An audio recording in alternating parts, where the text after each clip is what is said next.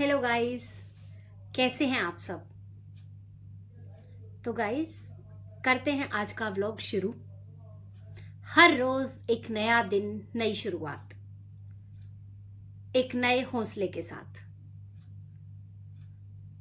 तो दोस्तों, आज का दिन, कल मैं आई थी ऑफिस से लेट, क्योंकि कल बहुत ज़्यादा शाम को ट्रैफिक था।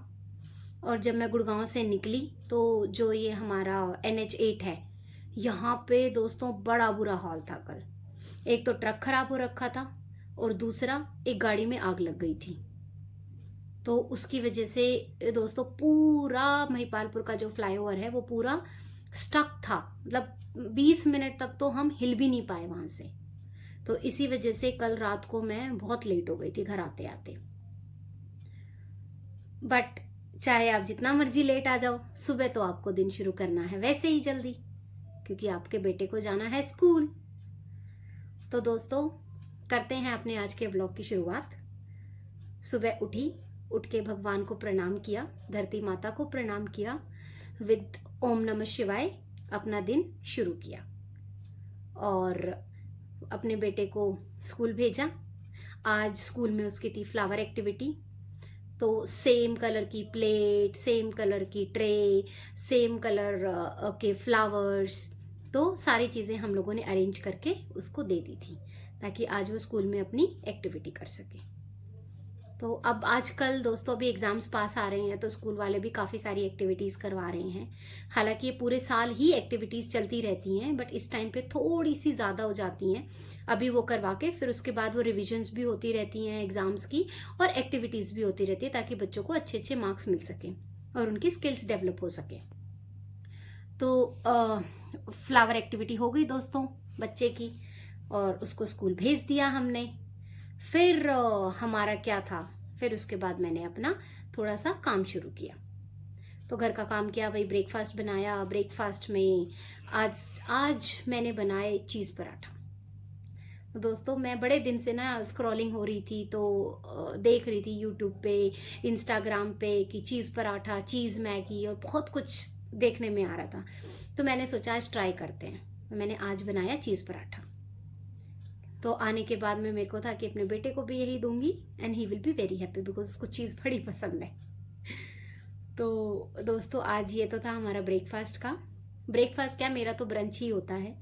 मैं तो 12, साढ़े 12, 1 बजे के करीब खाती हूँ। उसके बाद में फिर अपना रात को डिनर।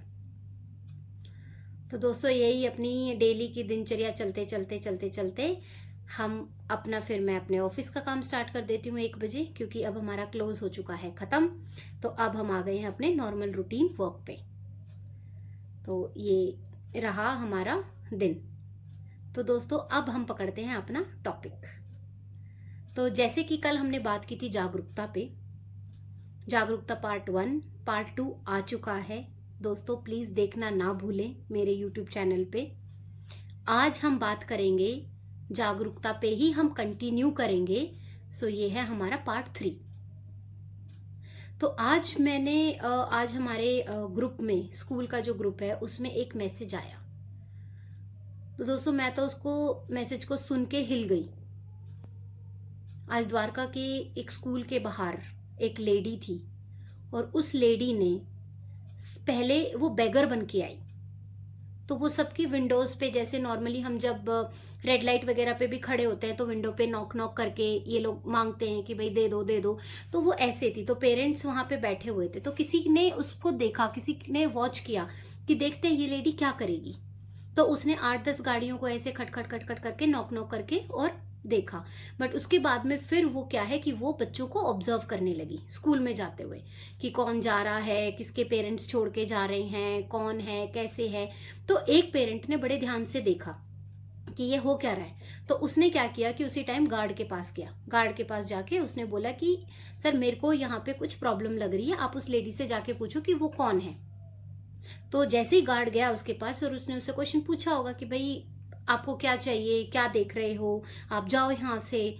तो जैसे थोड़ी बहुत बात हुई तो दोस्तों, एक बड़ी ही मतलब अचंभे वाली घटना हुई कि एक ऑटो आया स्पीड में और वो लेडी बैठी उसमें और वो भाग गई। ऐसे लग रहा था जैसे वो पूरी तैयारी के साथ आई थी कि भैया अगर मुझे भागना पड़ा तो फिर मेरे पास में कोई ना कोई व्हीकल रेडी हो। तो मतलब आप सोचो दोस्तों कि अब पेरेंट्स को कितना ज्यादा सतर्क होने की जरूरत है और कितना ज्यादा अपने बच्चों को भी हमें मेंटली प्रिपेयर करने की जरूरत है। तो मैंने तो आज अपने बेटे से यही पूछा कि बेटा अगर कभी ऐसी सिचुएशन हो कि कोई आंटी आपको बुला रही है या कोई अंकल आपको बुला रहे हैं, तो what will you do,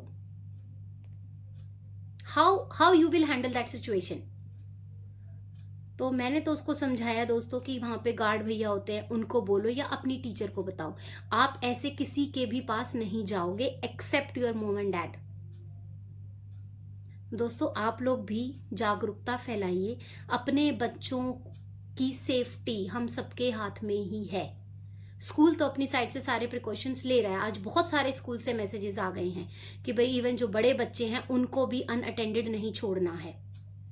school की बसेस आती हैं, रूट्स आते हैं, तो उनको जब वो उतरते हैं तो अगर किसी का पेरेंट नहीं खड़ा है तो वो बच्चे को नहीं छोड़ के जाएंगे, चाहे उनको वापस स्कूल लेके जाना पड़े।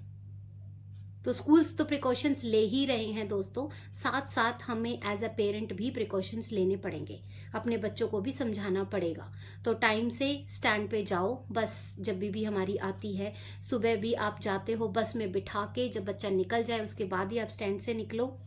और अपने बच्चे को जरूर समझाओ कि किसी भी अनजान व्यक्ति से, आंटी अंकल कोई भी हो, टॉफी दे, चॉकलेट दे, आपकी कितनी भी फेवरेट चीज दे, आपको नहीं बात करनी है, आपको कुछ भी नहीं लेना है, स्कूल से बाहर नहीं निकलना है, सीधे स्कूल में जाओ और वापस आ जाओ।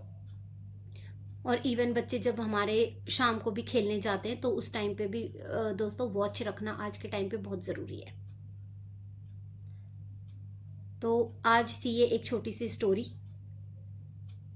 दोस्तों, प्लीज इसको जरूर सुनना, सोचना और अपने बच्चों को जरूर जरूर समझाना। स्वस्थ रहो, सुरक्षित रहो, यही हमारा मोटिव है कि सब अपने अपने घरों में सुरक्षित रहो। So thank you so much दोस्तों, please like and subscribe my channel, और आपको मैं अच्छे अच्छे टॉपिक्स पे ज्ञान जरूर बांटती रहूंगी। Thank you guys, thank you, bye bye.